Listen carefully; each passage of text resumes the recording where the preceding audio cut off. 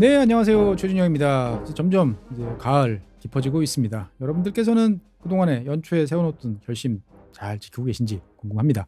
10월 달에는 한번 미래에 대한 생각보다는 과거를 점검을 해보고 이제 나는 뭘 해야 되나라는 것들을 올해가 가기 전에 열심히 해야겠죠. 그런 면에서 봤을 때는 저는 받아놓은 날은 반드시 온다. 언제 하기로 했던 날들은 꼭 찾아오더라고요. 그러니까 어쨌든 마감은 무조건 지키는 그런 이제 가치관을 좀 가지고 있는데 그런 생각들을 앞에 보이시는 이런 화분에 한번 새겨봤어요. 어떻게 보면 이제 화분만 그냥 놓는 것보다는 이런 식으로 한번 자기의 결심을 다시 한번 돌이켜보는 그런 계기로 삼는 10월 달이 됐으면 좋겠습니다.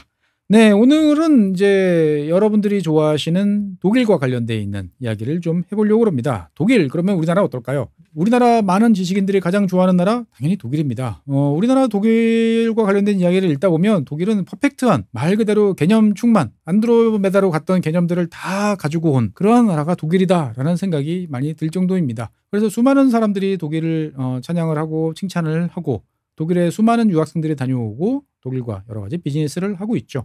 본받아야 될 나라. 어떻게 보면 여러 가지로 우리가 참 이상적으로 그리고 있는 나라 중에 하나다라고 말씀드리겠습니다. 하지만 지구본 연구소를 보신 분들은 다 아시다시피 지구상에 많은 나라들이 있지만 그 어디에도 파랑새는 없다.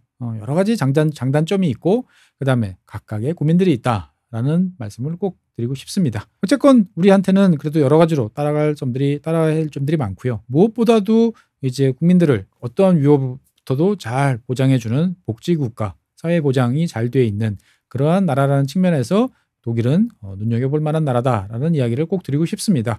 그래서 스웨덴이나 노르웨이처럼 인구 규모가 작지도 않고 그렇다고 뭐 특정 산업의 이제 자원에 몰빵돼 있는 그런 나라도 당연히 아닌 거죠. 그러다 보니까 우리 입장에서 봤을 때는 항상 벤치마킹을 해야 될 나라가 독일인데 독일이 최근에 중대한 선언을 했습니다.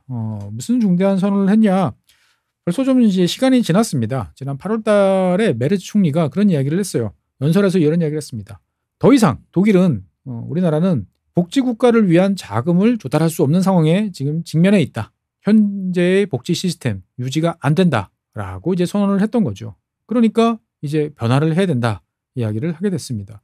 사실 이제 메르츠 총리 같은 경우에는 이제 중도 우파라고 하는 이제 기민 기사연합 체데우 체수하고 일당이죠. 그리고 이제 연정을 이제 3인당 에스페데랑 이제 같이 이제 구성을 해서 지금 연정 체계로 좀 끌어나가고 있는데 이 연립 정부를 만들 때 합의한 사항 중에 하나가 사회보장 개혁입니다. 그러니까 기존의 사회보장 시스템을 더 이상 유지할 수가 없으니까 뭔가 바꿔야 돼라고 이야기들을 이제 왔고 거기에 대해서 이제 중도 우파와 중도 좌파가 합의를 해서 이번 정부 때 그거를 하자라고 이야기를 했습니다. 그러니까 분명히 되긴 될 거예요. 근데 문제는 얼마만큼 그리고 어떤 속도로 할 거냐에 관련된 사항입니다. 그래서 이제 같이 연정 파트너인 이제 에스페데 같은 경우에 보면은 이제 이러한 메르츠 총리의 이제 발언이 너무 강경하고 너무 국민들을 겁준다라고 하면서 상당히 또 반발하는 분위기도 있었던 거죠. 그래서 이제 도대체 이 독일이라는 나라의 복지는 지금 어떤 상황에 있느냐라고 이제 보시면 프랑스 같은 경우에는 이제 공공지출이 상당히 많은 국가입니다. 그러니까 공공지출이라 그러면 꼭 연금 뭐 이런 것뿐만 아니고 여러 가지 측면의 공공지출이 많은 나라인데 전체적으로 공공지출이 이제 많은 나라들이 복지국가다라고 이제 보면은 OECD 평균 정도에 보면은 GDP 대비 한 20%를 좀 넘으면 이제 그런 면이 갖춰집니다. 우리나라 같은 경우에 보면은 많이 늘어났습니다만 아직 15%를 좀 넘는 수준이니까 아직 평균에 못 미친다라고 보시겠고요. 잘 아시는 것처럼 빨간색으로 표시된 독일 같은 경우에 보면은 거의 30% 가까이 되는 매우 높은 공공지출을 통해서 국민들을 이제 복지 체계를 잘 유지를 하고 있습니다. 그런데 이제 문제는 이제 뭐냐면은 이 연금과 건강보험이 차지하는 비중이 전체 공공지출 중에서 상당히 이제 많다라고 이제 볼 수가 있겠습니다. 그래서 총 복지지출 규모가 1조 3,500억 유로, 우리 돈으로 이제 2,228조 원, 어마어마한 규모입니다. 그런데 그 중에서 지금 화면에 보시는 것처럼 상당수는 이제 연금, 건강보험 여기에 이제 나가고 있는데 지금 제일 높은 비중을 차지하고 있는 요 펜션, 연금에서 지금 문제가 생기고 있다라고 이제 말씀을 드리겠습니다. 어느 나라나 프랑스에서도 지난번에 연금이었는데 영국에서도 연금이었는데 지금 독일에서도 연금 문제가 발생을 하고 있다. 아직까지 발생한 건 아닙니다. 발생할 것 같으니까 미리 대책을 세워야 된다라고 지금 이야기를 하고 있는 거죠. 자, 가장 큰 이유는 이제 인구 구조 때문에 그렇습니다. 사실 연금이라는 것은 이걸 연금의 국민연금에 대해서 안 좋게 말씀하시는 분들은 그렇게 이야기를 해요. 국가가 합법적으로 피라미드 장사를 하고 있다라는 이야기를 합니다. 그러니까 사실 후속 세대가 더 인구가 많아질 거라 가정을 하고 이제 만들어 놓은 시스템인데 그렇지 않은 상황이 됐는데 이걸 왜 계속 유지하느냐라는 게 이제 비판론자의 주된 논지죠.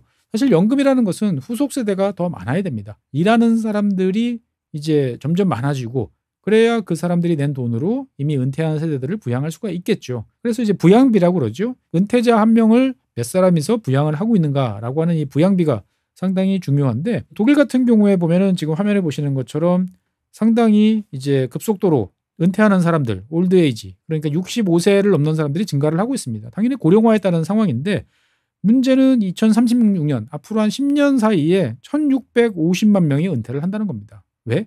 당연히 베이비붐 세대가 은퇴를 하는 거죠. 어느 나라나 대부분의 나라들은 같은 경우에는 1950년대가 베이비붐 세대였어요. 우리나라 같은 경우도 58년부터 시작해서 길게 보면은 뭐 70년, 71년까지 짧게 봐도 65년까지 이어지는 세대를 이제 베이비붐 세대다라고 이야기를 하는데 독일의 베이비붐 세대는 1955년부터 1969년까지입니다. 그런데 이 당시가 가장 출산율도 높았고 당연히 인구도 많았겠죠. 이 인구가 이제 1650만 명인데 이 사람들이 이제 줄줄이 이제 은퇴를 지금 이제 하고 있고 앞으로 할 예정입니다. 그에 비해서 지금 노동시장에 진입하는 그러니까 만 15세 이상이 되는 사람들은 향후 10년 동안 2036년까지를 계산을 해보면 1250만 명입니다. 이미 정해진 미래죠. 그러니까 이 1960년대 같은 경우에는 복지 시스템이 한 명의 은퇴자를 6명의 근로소득자 일하는 사람들이 떠받치는 구조였어요. 그러니까 별로 부담이 되지 않아서 이것이 잘 돌아갔는데 현재 시점으로 보면은 이제 이게 점점 악화가 되고 있는 거죠. 그래서 2050년이 되면 이제 한 명을 두 명이 부양해야 되는 이런 상황이 생깁니다. 우리나라 같은 경우는 아마 2050년보다 더 전에 이제 이런 일이 발생하지 않을까라는 생각이 좀 들 정도입니다. 어쨌건 좀 큰 문제다라고 말씀드리겠습니다. 그러니까 연금 제도를 유지하기가 상당히 어려워진다라는 이야기가 나오는 거죠. 사실 독일 같은 경우에는 이런 보편적 연금 제도의 아버지 시조 같은 나라이죠. 잘 아시는 것처럼 이제 비스마르크 철혈제상이라고 부르는 이 비스마르크 시절에 이전인 1881년에 연금 제도를 도입했습니다. 어떻게 보면은 상당히 강경 우파인 사람이 좌파적인 정책을 도입했다라고 이제 좀 궁금해하시는 분도 계시겠습니다만 잘 알려진 것처럼 사회주의 세력을 누르기 위해서 그래 니들이 원하는 건 내가 받을게라고 하면서 김을 빼는 어떻게 보면 선제적 개혁 전략을 채택을 했습니다. 문제는 당시에 이제 독일 같은 경우에 보면 평균 수명이 47살 뭐 이 정도였는데 연금 수령은 뭐 60세, 65세 뭐 이런 식으로 가다 보니까 받는 사람이 거의 없는 요즘 기준으로 보면은 이제 국민연금 뭐 90세부터 수령 가능 뭐 이렇게 이제 됐던 거죠. 하지만 이러한 이제 국민연금이라고 하는 가치들은 정권이 여러 차례 우여곡절 끝에 바뀌면서도 독일 사람들한테 당연한 것으로 이제 간주가 됐고요. 특히 2차 세계대전 이후에 서독 같은 경우에 보면 1949년 헌법을 다시 제정을 하면서 이제 복지국가를 지향한다라는 말을 명시를 해놨습니다. 그리고 그 복지국가의 핵심은 뭐죠? 연금이다라고 말씀드리겠습니다. 이 독일 연금 제대로 한번 알아보죠. 이 독일 연금은 우리나라와 비슷하겠지라고 생각하지만 좀 다른 면이 있습니다. 가장 특징적인 뭐냐면은 우리나라 국민연금은 쌓아놓죠. 적립식입니다. 그래서 계속 지금 연금공단에 쌓입니다. 물론 이제 그 쌓인 돈 가지고 연금 수급자분들한테 돈을 내주는 거죠. 그래서 이 연금공단에서 있는 전문가분들이 이것을 잘 운용을 해서 꽤나 높은 수익률을 올려서 점점 돈을 불리고 있습니다. 그런데 문제는 내는 사람은 줄어들고 받는 사람은 많아지니까 결국 뭐 2047년, 뭐 2055년, 2060년 되면 이제 고갈된다. 그러면 이제 연금제도 붕괴되는 거 아니냐라는 이야기를 많이들 하는데 실제로 독일 같은 경우는 우리처럼 쌓아놓지 않습니다. 쌓아놓지 않고 어떻게 되느냐? 그의 연금을 걷죠. 뭐 여러분 방송 보시는 분들도 국민연금 원천징수에서 떼가는 경우들을 많으실 텐데 그 연금을 가지고 그의 거둔 연금을 가지고 그의 연금 수급자한테 바로 배분하는 부가식 구조로 가고 있습니다. 그러니까 국민연금 연금제도는 일반적으로 적립식 부가금 이렇게 나눠져 있는데 독일 같은 경우에 보면은 부가식으로 가고 있다라고 말씀드리겠습니다. 그러다 보니까 기본적으로 현재 고용돼 있는 사람들이 미래에 대한 퇴직자 연금을 제공해주는 세대 간 이제 계약이다라고 이야기를 합니다. 우리나라 같은 경우는 좀 다르죠. 우리나라 같은 경우는 기본적으로 내가 낸 연금을 내가 받는다라는 컨셉. 사실은 이거는 이제 이론적으로 보면 좀 달라요. 하지만 우리나라에서는 당연히 많은 분들이 생각하시기에 내 계좌가 이렇게 있고 내가 낸 연금이 차곡차곡 쌓여서 그것들을 내가 받아오는 이런 개념으로 이해를 이제 하시고 있는데 독일하고는 우리하고는 좀 개념이 다르다라고 볼 수가 있겠습니다. 우리나라 같은 경우에는 모든 국민들이 전 국민 의무 가입자입니다. 그러다 보니까 이제 지역 가입자 같은 경우에 보면 여러 가지로 또 불만들도 과거에 많았던 것으로 기억이 되는데 독일 같은 경우에 보면은 근로소득자는 의무 가입, 그다음에 자영업자, 프리랜서 이런 사람들 같은 경우에는 자발적입니다. 내가 가입하고 싶으면 가입한다라는 이제 그러한 구조이기 때문에 기본적으로 근로소득자들 위주의 연금이 독일 연금의 핵심이다라고 이제 보시면 되겠고요. 우리나라와 마찬가지로 공무원 연금은 별도로 있습니다. 그래서 이 자영업자들 그다음에 공무원 이런 사람들이 차지하는 비중이 전체 노동 인구의 한 12% 정도 되니까 이쪽은 별도로 이제 분류되는 체계다라고 이제 보시면 되겠고요. 얼마나 내느냐라는 질문에 대해서 보면은 월 급여액의 18.6%를 이제 부담을 합니다.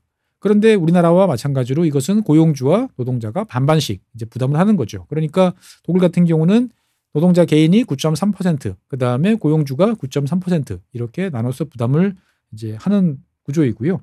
현재는 이제 18.6%인데 이미 합의된 사항이에요. 단계적으로 이것을 올리자라고 이제 합의를 지금 해놓은 상태입니다. 그러니까 3년 후인 2028년에는 20%로 이제 인상이 되고요.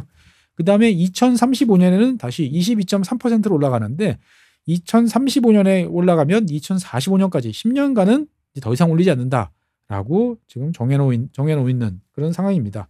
그래서 이제 납부액 월 상한선은 이제 1,400유로 정도 됩니다. 우리 돈으로 232만 원이 이제 납부 상한 선으로 이제 정해져 있고요. 많은 분들이 제일 궁금해하시는 것은 이제 연금을 도대체 얼마나 받아? 독일 사람들은 이게 궁금하실 텐데 제가 찾아보니까 독일 사람들이 받는 연금 평균 액수는 이제 1,550유로입니다. 그러니까 우리 돈으로 따지면 한 250만 원 정도 됩니다. 우와, 좋겠다. 많이 받는구나. 라고 생각하실 분도 계시고 생각보다는 좀 적은데? 라고 생각하실 것 같아요. 어쨌거나 평균적으로 보면은 노동자 월 평균 급여의 한 48% 정도 수준이 됩니다. 그러니까 보통 내가 일했을 때에 비해서 한 절반, 그러니까 현재 일을 하고 있는 사람에 비해서 한 절반 정도를 받는다라고 이제 보시면 되겠습니다. 그런데 이제 중요한 점은 뭐냐면은 이게 이 250만 원씩 받는 사람들은 좀 많이 받는 거예요. 그러니까 전체 이 연금 수령자 중에서 60%, 그러니까 하위 한 3분의 2 정도 되겠죠.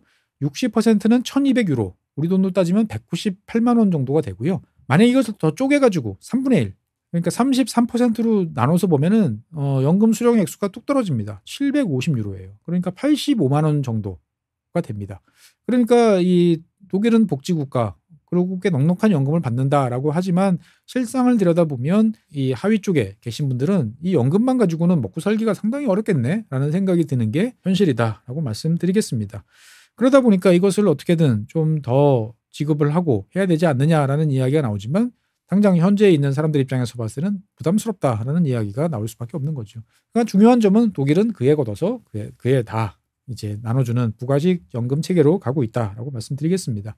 그럼 언제부터 받느냐? 독일 연금은 만 67세부터 받습니다. 우리나라가 65세죠. 그러니까 우리나라는 정년은 만 60세인데 만 65세에 받아야 되니까 5년 동안의 텀이 있어요. 그래서 이 5년 동안의 보릿고개를 어떻게 넘길까가 지금 50대의 많은 사람들의 가장 큰 고민이죠. 그래서 연금을 손해보는 줄 알면서도 미리 땡겨서 이제 받는 분도 많으시고 그 5년을 어떻게 잘 버티자라고 그래서 이리저리 적극적인 투자를 하시다가 또 손해를 보셔서 또 고민에 빠진 분도 많은데 독일 같은 경우에 보면은 이제 정년도 67세입니다. 그래서 우리나라 같은 경우도 정년을 연장해야 된다. 연금 수급 액수랑 수급 연도랑 맞춰야 된다라는 이야기가 나오는 배경이 여기 있습니다. 그래서 독일 같은 경우도 과거에는 이거보다 빨랐어요. 그런데 1964년생 출생자 이후부터는 자관 67세로 받는 것으로 돼 있기 때문에 지금 현재 연금 수령 개시 연령은 67세다라고 말씀드리겠습니다. 그런데 이제 이 독일의 고민은 뭐냐면은 이렇게 많은 공공 지출을 이제 하는 데 있어서 아까 이제 보면 OECD 중에서도 상당히 많이 나가고 그다음에 연금, 그다음에 건강보험 상당히 많이 지출하죠. 근데 이렇게 많은 지출에도 불구하고 독일의 빈곤율이 그렇게 낮지 않다. 그러니까 뭐 평균 정도 수준밖에 안 된다라는 게 이제 독일의 고민입니다. 그리고 이제 이 연금 수급자 입장에서 봤을 때는 점점 내가 연금을 받아서 생활을 꾸려나가는 것이 어렵다라는 이야기가 많아지고 있습니다. 그러니까 20년 전인 2005년 같은 경우에 보면은 이제 평균 임금의 한 52% 절반을 넘어섰는데 지금은 48% 선으로 낮아졌죠. 시간이 지나면 이게 더 낮아질 것 같다라는 생각이 많이 드는 거예요. 그러니까 이게 어떻게 보면은 노후에 대한 안전판이라고 하는 연금 체계가 뭔가 효율적이지 않게 돌아가는 거 아니냐? 엄청난 공공 지출을 쓰고 있는데 왜 우리는 빈곤율이 남들하고 비슷해? 라는 고민이 독일 사회의 고민이다라고 말씀드리겠습니다. 다른 한편으로 보면 독일 같은 경우에 보면 시민수당이라고 있습니다. 그래서 시민수당이라고 하면 독일어로 보면 이제 비르거겔트라고 이제 부르는 이제 이 시민수당이 있는데 2023년부터 이제 도입이 됐습니다. 그래서 이 2023년부터 도입이 됐는데 전체 보면 한 550만 명 정도가 이제 수급을 하고 있어요. 자, 그러면 이 시민수당은 도대체 누가 얼마나 받냐를 보시려면 화면 한번 보시죠. 일단 독신자 한부모 같은 경우는 월 563유로를 받고요. 그다음에 이제 성인 배우자 파트너 같은 경우는 500유로 정도를 받습니다. 그다음에 부모와 떨어져 있는 집을 따로 쓰고 있는 25세 미만의 자녀가 있을 경우에는 470유로가 나오고 있고요.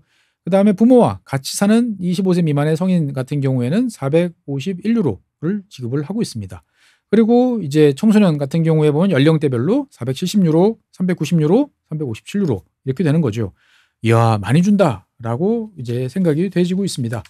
실제로 이 시민수당이란 걸 위해서 독일 같은 경우는 연간 470억 유로 정도로 사용하는데 우리 돈으로 따지면 한 78조 원 정도를 지급을 하고 있고요. 이 시민수당의 최대 수혜자들은 이제 독일에 와 있는 외국인들입니다. 전체 외국인들 중에 한 50% 정도가 이 시민수당을 받는 것으로 이제 알려져 있는데 우크라이나 난민들 같은 경우에도 상당히 많은 액수를 수령을 하고 있습니다. 그래서 우크라이나 난민들한테 지급되는 액수를 다 합하면은 63억 유로 정도가 되니까 전체 470억 유로 중에서 10%를 넘어서는 한 8, 9조 원 정도가 이제 지불이 되고 있다라고 이제 보시면 되겠습니다. 그래서 이제 그러면 얼마나 받는 거냐라는 시뮬레이션을 한번 해보죠. 실업 상태의 부모. 그러니까 이거는 당연히 이제 그 노동을 하지 않고 있는 사람들한테만 주어지는 거죠. 그러니까 실업수당과 비슷한 그런 상황이다라고 이제 보시면 되는데 실업 상태의 부부가 다 실업을 했어요. 그 다음에 자녀가 이제 5세, 14세 자녀가 있는 경우를 한번 생각을 해보시죠. 이 경우를 따지면 월 2,754유로를 받습니다. 그러면 우리 돈으로 따지면 월 454만 원 정도를 시민수당으로 받아요. 그러면 이 중에서 부모 한 사람, 아버지나 어머니가 이제 일자리가 생겼어요. 그렇게 해서 이제 일을 하기 시작하면 당연히 이 시민수당 대상에서 빠지겠죠. 그렇게 되면은 이제 부모가 받는 전체 이 가족이 받는 것은 얼마냐? 정규직 이제 최저임금을 기준으로 보면은 3,414유로입니다. 그러니까 우리 돈으로 따지면은 564만 원 정도 되는 거죠. 그러니까 일을 해서 564만 원을 받을 거냐, 일 안 하고 454만 원을 받을 거냐, 여러분은 어떤 걸 선택하시겠어요? 물론 이거는 이제 최저임금 기준이다 보니까 실제로는 이거보다 더 받겠죠. 하지만 이제 많은 이제 보수적인 사람들 입장에서 봤을 때는 시민수당 이게 너무 많다라고 생각을 이제 할 수밖에 없고요. 특히나 외국인들한테 돌아가는 게 절반이다. 그리고 그 사람들이 외국인들이 진짜로 어떻게 보면 안 좋은 상황이라서 이런 것들을 받고 있느냐? 그게 아니고 조직적으로 서류를 위조하거나 서로가 이상한 방법을 써가지고 편법으로 받고 있는 것이 아니야? 라는 이야기들도 지금 많이 나오고 있습니다. 그러다 보니까 어떻게 보면 독일 전체 복지 지출에서 차지하는 비중은 이 시민수당, 비르거겔트 같은 경우에는 한 3.5%밖에 되지 않아요. 하지만 이게 상당히 이제 정치적으로 민감한 이슈가 이제 독일 시민수당이다라고 이제 말씀드리겠습니다. 그래서 이 독일의 이 시민수당 수급자들을 이렇게 쭉 보고 있으면 이제 본격적으로 지급이 된 것들은 이제 2024년인데 2024년부터 화면에 보시는 것처럼 외국인들 비중이 확 올라간 것을 볼 수가 있습니다. 그러다 보니까 이게 정치적으로 상당히 이제 민감한 비율이 되고 있다라는 점 다시 한번 강조드리고 싶습니다. 그러니까 힘들고 어려운 사람들 도와줘야지. 구체적으로 그것들을 뭐 너가 노동 능력이 있어 없어 구직 활동을 했어 안 했어 라고 하기 전에 일괄적으로 얼마를 딱 주면서 인간 좋은 존엄한 삶을 살 수 있도록 해주는 게 좋다. 이념은 좋은데 항상 제도라는 것은 이것을 악용하는 사람들이 등장하는 것이 문제인 거죠. 어쨌건 독일 같은 경우에는 앞서 말씀드린 것처럼 이러한 이제 복지제도, 그 다음에 시민수당 같은 것이 있습니다만 빈곤율이 상대적으로 높다라는 이야기를 한 것들이 이제 이거예요. 지금 화면에 보신 것처럼 OECD 평균 정도 수준을 유지를 이제 하고 있는 상황이라는 것이 고민인 거죠. 그러니까 스웨덴, 덴마크, 프랑스 이런 나라들 같은 경우는 독일하고 비슷한 정도를 쓰거나 더 적게 쓰는 그런 나라들인데 빈곤율이 낮단 말이죠. 독일은 왜 평균 정도밖에 안 될까라는 걱정, 그리고 이것을 위해서는 뭘 해야 되나라는 고민들이 독일 정치권의 요즘의 이슈다라고 말씀드리겠습니다.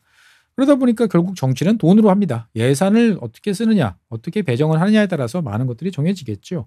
그래서 앞서 말씀드린 것처럼 이제 예산안을 어떻게 짤 것인가를 둘러싸고 이제 집권 여당 연정 내에서 여러 가지 갈등이 있습니다. 그래서 여러 가지로 지금 복지 이런 것들을 줄여서 부채를 지금 조금씩 관리를 해나가면서 미래를 준비해야 된다라는 게 중도 우파 최대우, 최수, 김인기사련의 입장이고요. 연정 파트너인 SPD 3인당 같은 경우에는 이제 세금 인상을 해서 이 문제를 해결해야 된다라고 서로가 이제 지금 갈등을 하고 있습니다. 그러니까 각기 다른 방향을 이제 찾고 있는 거죠. 특히나 앞서 말씀드렸던 이 시민수당 같은 경우에 보면은 이 연정 내부에서 여러 가지 지금 논란이 되고 있어요. 그래서 제1당인 최대우, 김인당 같은 경우에 보면은 명칭을 바꿔야 된다라고 이야기를 해요. 시민수당이라는 것이 꼭 마치 기본소득처럼 인식이 돼서 왜 나는 안 주느냐라는 이야기가 계속 나오고 있다. 그러니까 모든 사람한테 주는 것처럼 자꾸 착각을 되니까 이것은 명칭을 일단 바꾸는 것이 먼저다라고 이야기를 하고, 그다음에 시민수당 이 금액이 너무 높기 때문에 장기 실업자들을 오히려 계속적으로 실업에 머물러 있도록 하는 요인이 되고 있다라고 이야기를 하고 있습니다. 즉 구직을 하기 위한 압박이 돼야 되는데 전혀 그런 게 없다 보니까 안락한 실업 생활을 즐기는 수단이 되는 거 아니냐, 깎아야 된다라고 이야기를 하는 거죠. 그리고 다른 한편으로 보면은 이민자들한테 이제 가는 비중이 높다 보니까 이거는 이민 장려금이다라고 타이틀을 붙여서 상당히 이제 강하게 여기에 대해서 손을 대겠다라는 이야기를 하고 있습니다.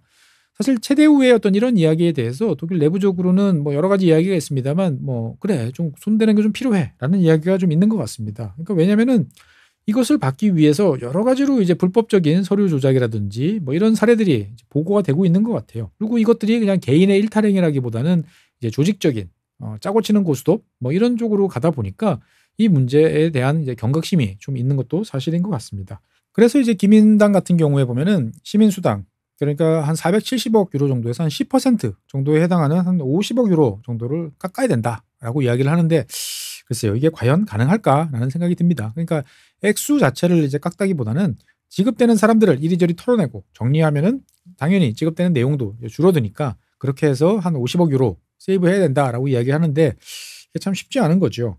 어쨌거나 이제 독일 입장에서 봤을 때는 이 연금만 가지고 노후를 이제 안락하게 보내기는 쉽지 않다라는 점에 대해서는 합의가 되고 있는 것 같아요. 연금을 더 올리자, 이것도 쉽지 않은 사항이다라고 이제 보니까 그럼 어떻게 하자는 소리냐?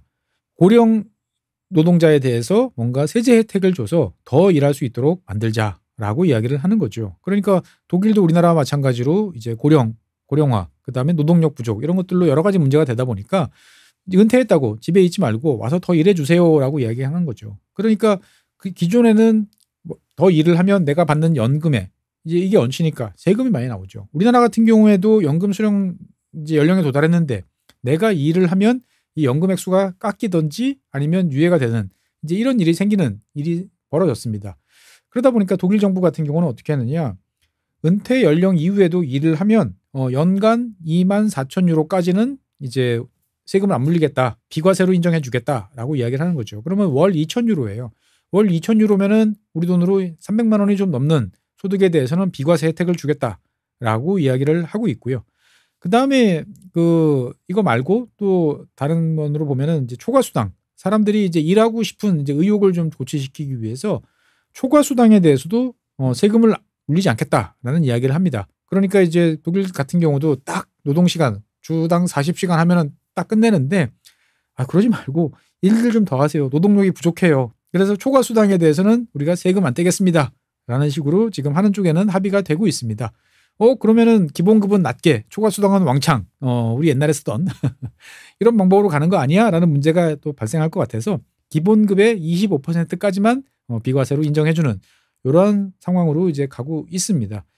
어쨌든 간에 독일 같은 사회도 이제 더 많이 일을 하도록 해서 이 기존 체계를 유지하려고 노력을 하는데 이것이 과연 유지가 될 것이냐 라는 이제 고민이 있는 거죠. 그래서 이걸 둘러싼 여러 가지 이제 갈등들이 벌어지고 있고요. 다른 한편으로 보면 이 수동적으로 그냥 국가가 운영하는 연금에 내가 기대 가지고 사는 것은 적절하지 않다라는 인식도 좀 있어요. 그러면 어떻게 해야 되느냐? 일부 미국식을 도입하자라는 이야기가 나오고 있습니다. 미국 같은 경우에는 401k 같은 걸 통해서 내가 퇴직 자금을 적극적으로 잘 운용을 해가지고 주식시장도 활성화되고 그다음에 풍요로운 은퇴 생활을 하는 분도 많죠. 우리나라 같은 경우에도 퇴직연금, 개인연금 이것들을 이제 뭐 DC로 자기가 알아서 이제 운용을 하면서 수익을 올리시는 분들이 꽤 많습니다. 사실 저도 이제 운용을 해보고 있는데 운용자 평균, 그다음에 뭐 상위 5% 이렇게 보면 대단한 재주를 가지신 분들이 많아요. 어떻든 간에 그러다 보니까 독일은 그런 분위기가 아니죠. 독일 사람들 중에서 주식 계좌를 보유하고 있는 사람들은 17%밖에 안 돼요. 20%가 안 됩니다. 그러니까 많은 독일 사람들은 주식 시장은 도박판이라고 생각을 해요. 어떻게 보면 우리나라 좀 나이 드신 분들의 보수적인 가치관하고 되게 비슷한 거죠. 돈 놓고 돈 먹기, 사기꾼 이렇게 보다 보니까 독일 주식 시장이 제대로 성장을 하지 못하고 노후 자금 확보와 관련돼서 여러 가지 기능을 제대로 못한다라는 이제 문제 인식이 확산되고 있습니다. 그러다 보니까 이제 메르츠 총리 같은 경우에 보면 약간 파격적인 아이디어를 내놨어요. 그 무슨 말이냐? 지금 이제 아동 수당을 이제 지급을 해주죠. 그런데 만 6세부터 만 18세에 있는 자녀들한테 이 자녀들한테 직접 10유로씩 매월 10유로씩 보조금을 주자라고 이야기를 하는 거죠. 그럼 이 돈 가지고 뭐 떡볶이 사 먹으라고? 그게 아니고 이 돈은 무조건 주식시장에 투입되도록 하는 거죠. 그러니까 ETF를 비롯한 이런 쪽에 살 수 있도록 전제 조건을 달아가지고 운용을 하도록 하는 거죠. 물론 운용은 이제 부모가 합니다. 만 6세가 할 수는 없으니까. 그러니까 어떻든 간에 이 운용은 부모가 하지만 매월 들어가는 10유로라는 그러니까 우리 돈으로 따지면은 이제 얼마예요? 15,500원, 16,000원 정도 되는 돈을 가지고 이렇게 저렇게 어릴 때부터 주식시장에서 뭔가 하는 그런 것들을 좀 익혀봐라 라고 이야기를 하는 거죠. 그러니까 어떻게 보면 국가가 나서서 이 투자자 마인드를 좀 육성해 줘야 된다라고 이야기를 합니다. 그래서 이것들이 쌓이고 나면 이제 성인이 되면 적극적으로 주식시장에 참여하는 투자가 나올 것이고 그리고 가랑비에 옷 젖는다고 이런 것들이 계속되면 장기 투자 그리고 신규 투자 자금이 유입되는 거니까 금융시장 전체적으로 이제 올라가면서 여러 가지 좋은 일이 벌어지고 그리고 먼 미래에 되면 이것들이 개인이 연금으로 수령을 했을 때 국가에서 주는 연금의 부족분을 메울 수 있지 않느냐라는 이제 꿈인 거죠. 그러니까 어떻게 보면 독일의 입장에서 봤을 때는 이런 식으로 지금 가다 보면 더 이상 현재 수준을 유지하기도 어려우니까 이것을 미리미리 좀 막아내는 수단, 새는 곳은 막아내고 그 다음에 주식시장을 통해서 개인들이 책임지고 운영하는 것은 좀 증가시켜보고 여러 가지 방안을 두고 고민을 하는데 이런 아이디어에 대해서 독일 국민들 반응은 좀 뜨뜻미지근한 것 같습니다. 그러니까 주식시장에 대한 기본적인 불신감이 아직까지 크다라는 점이 어떻게 보면은 좀 노후와 관련되어 있는 다양한 프로그램들이 등장하는 것을 막고 있다라고 볼 수 있겠습니다. 어쨌든 저는 이 독일 사례를 보면서 지난번에 말씀드렸던 프랑스 사례 그리고 뭐 영국 그다음에 이번에는 독일까지 이 연금이라는 것이 과연 지속 가능한 제도인가? 어차피 안 될 거라고 보면 일찌감치 새로운 제도로 개편하는 것이 맞지 않나라는 생각들이 많이 듭니다. 국가가 이것을 맡아주는 거는 맞기는 합니다만 시간이 점점 지나면 독일 같은 경우에 보면 지금도 독일 정부 예산 중에서 25%가 연금 보조액으로 들어가요. 그런데 2045년이 되면 50%로 증가되는 이제 이러한 상황이 되는데 과연 이것이 적합한 것인가라는 의문이 드는 것이죠. 우리도 여러 가지로 생각을 좀 해볼 때가 아닌가 싶습니다. 여러분께서도 댓글로 한번 여러 가지 아이디어, 생각들 나눠주시면 저도 한번 잘 읽어보도록 하겠습니다. 네, 오늘은 위기의 연금 독일 이야기를 해봤습니다. 어떻게 보면 미래의 풍요로운 노후들은 각자 알아서 생겨야 되는 그런 시대로 넘어가고 있나라는 걱정이 많이 됩니다. 다음 시간엔 새로운 주제로 여러분 찾아뵙겠습니다. 감사합니다.